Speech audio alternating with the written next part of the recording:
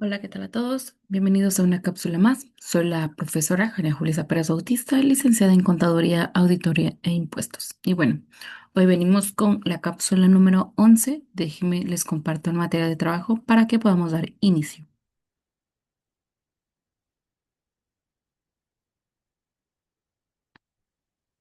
Bien, cápsula número 11, Teoría de la Comunicación 2, y vamos con este tema de la unidad número 5, que es Teoría del Discurso y Análisis Cultural.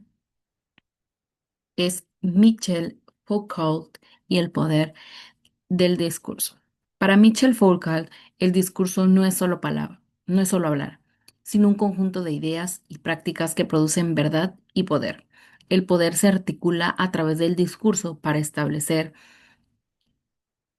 lo que es posible decir y pensar, definiendo la normalidad y la exclusión y para dar forma a la subjetividad y al comportamiento de las personas. En resumen, el discurso no es neutral, sino una herramienta estratégica y un efecto del poder que permite organizar y controlar la sociedad. Foucault, pues, dice que el discurso no es solo un medio para hablar, sino una práctica que configura esa realidad al crear las condiciones de lo que se puede pensar y de lo que se puede decir. El discurso está intrínsecamente ligado al poder, ya que este último controla y lo selecciona y lo redistribuye para establecer verdades, normalidades, que al mismo tiempo va determinando quién puede hablar y con qué autoridad lo puede hacer. Por lo tanto, el discurso no es solo ese instrumento del poder como su efecto, que va moldeando la subjetividad y las relaciones sociales, ¿no? Ahora, también el discurso no es neutral. El discurso no es un simple reflejo de la realidad, sino que construye al definir qué se puede decir, quién puede decirlo y con qué autoridad. Eso crea un orden del discurso que controla la producción y circulación de las ideas. Poder y saber dónde están entrelazados no solo ejerce ese a través de la fuerza, sino también a través de la producción por un tipo de saber que se considera verdadero. Por ejemplo, la psiquiatría o la criminología de la modernidad crearon discursos sobre la normalidad y la anormalidad para justificar prácticas, prácticas de vigilancia y de control. Ok, aquí pongo, por ejemplo, podemos decir que el discurso no siempre se va a limitar a las palabras, sino a esas prácticas que son un conjunto que van moldeando de forma sistemática esos objetivos de los que se tienen que hablar, como las instituciones que son las que lo regulan más, ¿no? Ahora, ese poder en ese discurso, pues es utilizado para definir lo que es cierto y lo que no es cierto, ¿ok? Estableciendo siempre los regímenes de verdad que van influyendo en cómo las personas se entienden a sí mismos y al mundo. Una relación de poder y saber de Foucault que argumenta que el poder y el saber están interconectados porque el poder se manifiesta a través de la creación del conocimiento y a su vez el conocimiento o el discurso legitima y reproduce el poder. Ahora, hay siempre como que un orden en ese del discurso, ¿no? ¿Por qué? Porque cada sociedad va haciendo ese conjunto de procedimientos para controlar la producción, la organización y la distribución del discurso, lo que va permitiendo limitar lo que se puede decir y a quién se le puede decir, ¿no? Por eso siempre hay que llevar ese orden de ese discurso, ¿no? Ahora, una crítica al poder y a la verdad, pues es que al analizar cómo el poder va operando a través de los discursos, por ejemplo, en la medicina o en la ley, pues Foucault expone cómo se generan esas verdades y cómo se ejerce ese control sobre los individuos. La verdad, pues es vista como un producto de relación de poder, no algo objetivo y libre, ¿ok?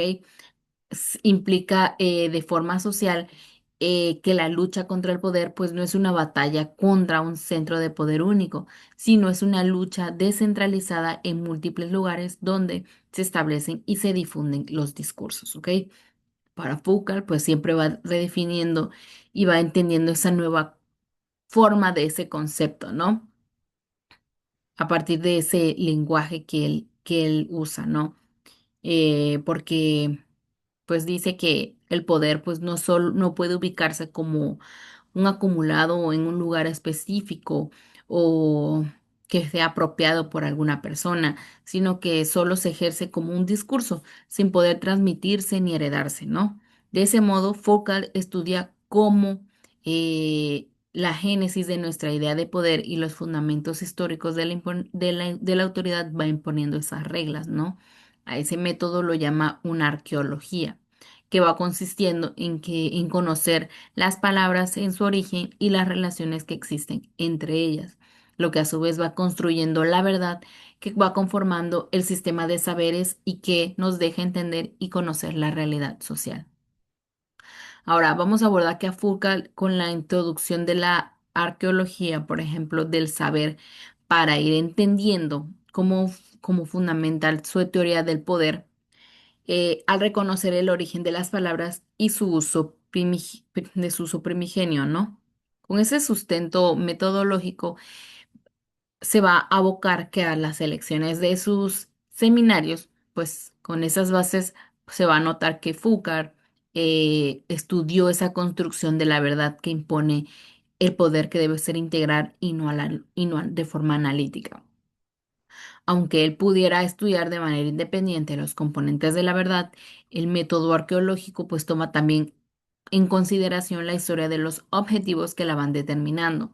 Por ejemplo, entender a Hobbes y diseccionar su discurso es también reconocer qué es lo que pasa con esa intención de ese sustento filosófico a la monarquía, ¿no? Ahora se va a comprender de forma histórica alternativas de manera de comprender el mundo. Es decir, no hay historias si no hay historias, ¿no?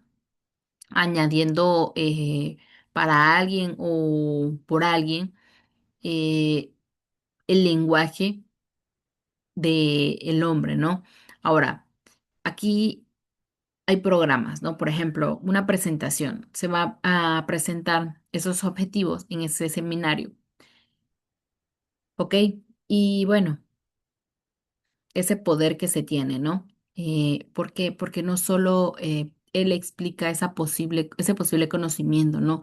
También dice alguna diferencia que existe en su método y que se va entendiendo cómo va representando Foucault para ser de forma anónima y pueda ser conocido y referido públicamente.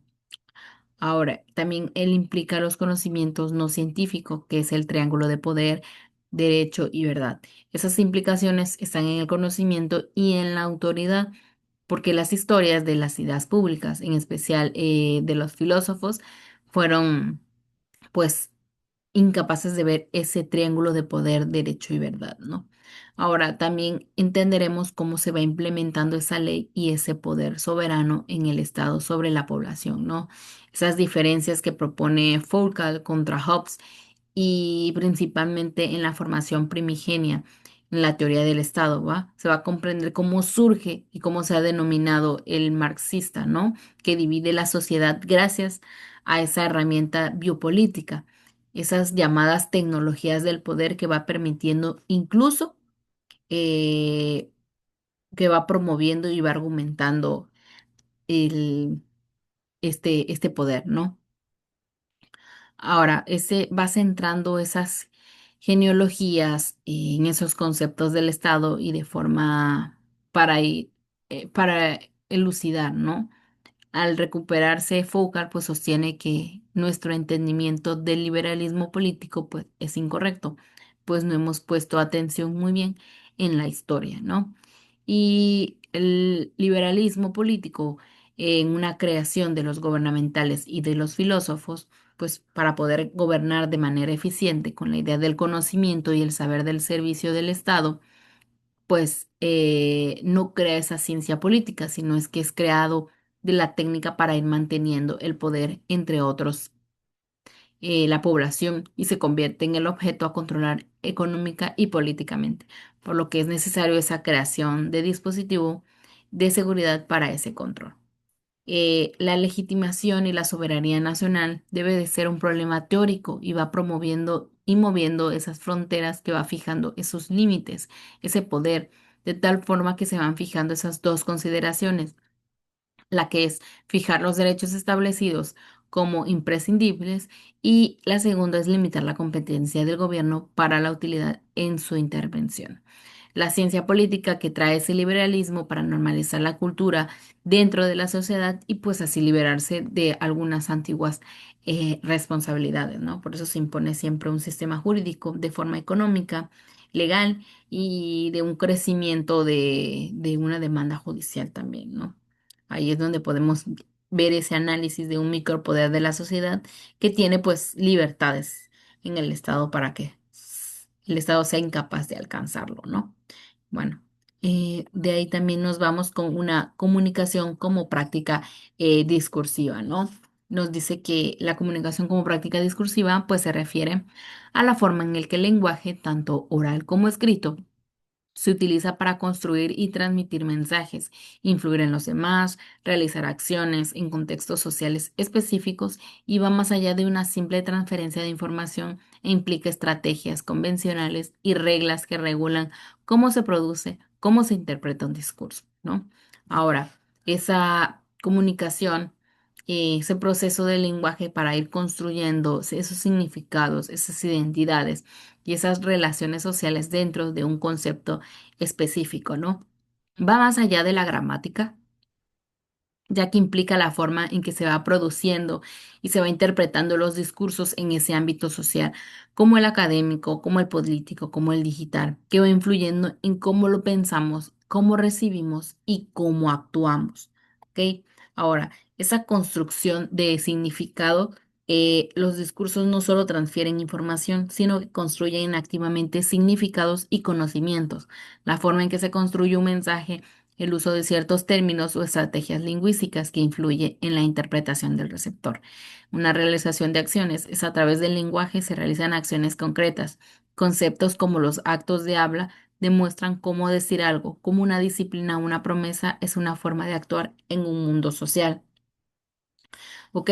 Esos componentes de forma clave del contexto social e histórico que van siendo esas prácticas, pues de forma discursivas, están moldeadas para las normas, ¿no? O por las normas. Esa estructura de poder y ese conocimiento de un momento y un lugar, pues de forma particular, ¿no?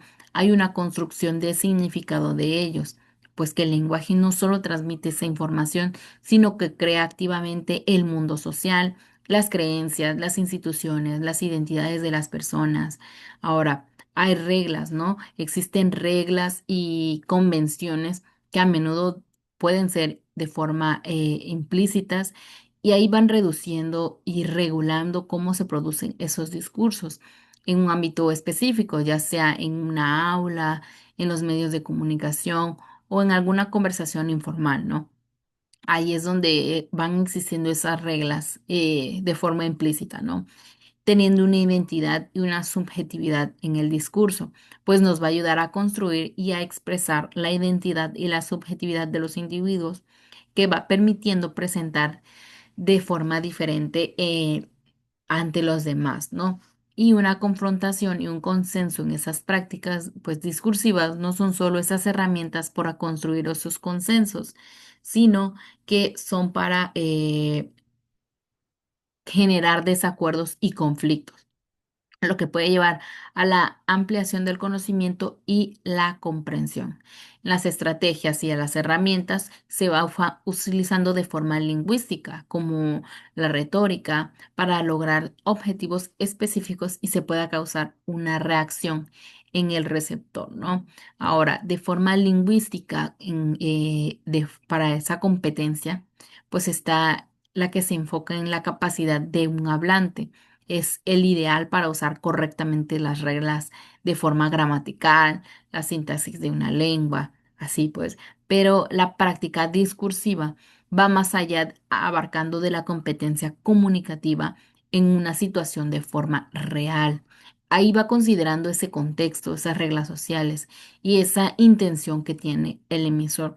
O sea que de forma hay esa diferencia con esa competencia lingüística y la práctica discursiva, porque aquí la lingüística pues es más del hablante pero la discursiva es la que va de forma comunicativa, de forma de esa situación real que van dando ese contexto a la sociedad, ¿no? Pues bueno, hasta aquí esta cápsula. Nos vemos en la siguiente. Cuídense mucho y aquí estamos por cualquier duda.